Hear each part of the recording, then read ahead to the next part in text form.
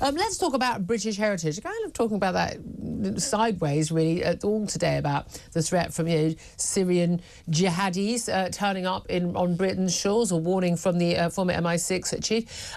But your favourite commentator on green issues and everything else, and mine, Dale Vince, Labour's biggest donor, of course, one of their biggest donors, has been having his say about British heritage. He says British heritage is sometimes just history on life support and should be allowed to die. He's disagreed with critics arguing the government was allowing an architectural gem to be destroyed in terms of the demolition of M&S's Art Deco Oxford Street store.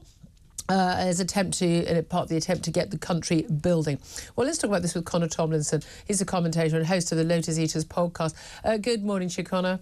Good morning, Julia. Thanks for joining us. Now, I have to say, I mean, look, I'm kind of the view that we're going to have, get rid of some old buildings to build new buildings. It has to happen. You've got to have some. We can't just leave every old building, especially, by the way, the ones from the 50s and the 70s, which are absolutely hideous and ugly and has still got, heritage status. But Dale Vince is, he says British heritage is sometimes just history on life support and should be allowed to die.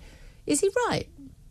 Well, I think this government and most of the House of Commons at this point are pretty keen on turning off life support, as last week's vote decided to show. Look, I think what's worth putting Dale Vince's comments in the context of are his previous statements. Now, Dale Vince, as you've already said, is one of Labour's largest donors, spent £5 million on the party and helping them get elected.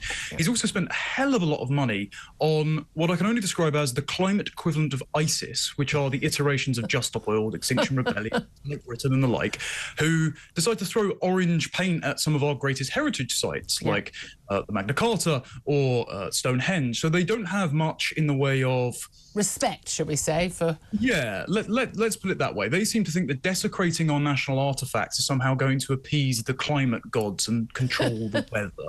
So they're not the most sane takes on this. And also, Vince is putting a lot of money towards ensuring that energy-efficient policies are enacted because he himself runs a very large renewable energy. Yeah, complete coincidence, obviously, Connor. Oh, clearly, yes. And one of the reasons he's given for demolishing this Oxford Street store is energy efficiency. Now, bear in mind, Dale Vince's plan to make Britain entirely renewable, I have costed this, the Global Warming Policy Foundation costed this, and then the National Grid independently costed this, all at about £3 trillion. Yep. And that's going to take the world's battery manufacturing capacity for about 8 years to achieve, and it's still only going to hit about 26% of consumer energy demand, so plunges into blackouts. Yep. But I'm sure that Dale Vince's pockets will be very nicely lined, so I don't think his suggestions on policy are all that serious, and I think it's being done for nefarious reasons. No, indeed. No, I mean, I'm also sort of, and this is particularly about a particular building, which many people might know on Oxford Street. I mean, it's not the most beautiful building in the world. I mean, it's not Notre Dame, for goodness sake. But, sometimes old buildings do get demolished. Often is the case, actually, in many parts of the country. The facade is kept, and you get to build the modern building out behind it, which I think is the best of both worlds. But I have a funny feeling this isn't just about this building on Oxford Street, what he's talking about. I think he genuinely just does not recognise British heritage, like many on the left, like many in the eco side of things, that actually they think that everything about our past is well, it's nasty, it's neo-colonial, it's racist, it's slave-based, or whatever it is, and that actually we want to just completely and utterly destroy and forget, demolish our past, and walk into this brave new world, this new green world, where we're sort of leaders of the world. And they kind of forget that the only reason we have all these beautiful buildings was because we were a very rich country. Why were we a rich country? Because of the Industrial Revolution, because of the reliance on fossil fuels, because we gave the Industrial Revolution to the world. As I say to the world once again, you're welcome. Not guilty, not apologising, you're welcome. Aren't you lucky? They don't recognise any of that. No, they don't. And the Industrial Revolution, despite our now ability to construct nuclear power plants, which Dale Vince as well seems to be against for some reason, the Industrial Revolution has produced the only reliable fuel which lifts people out of poverty, lowers infant mortality, increases life expectancy, and increases general prosperity. So being against that in all its shape and forms is condemning humanity to a future of privation and early deaths.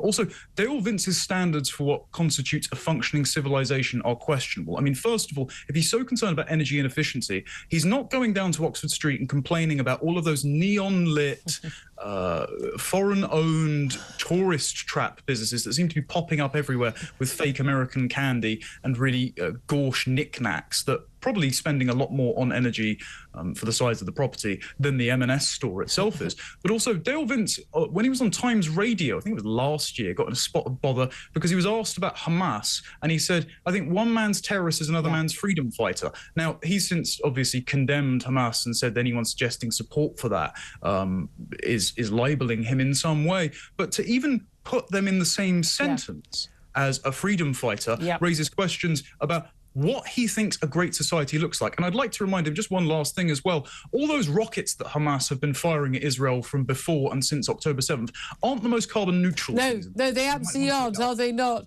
Thank you very much indeed, Connor Tomlinson, their commentator and host of the Lotus Eaters podcast.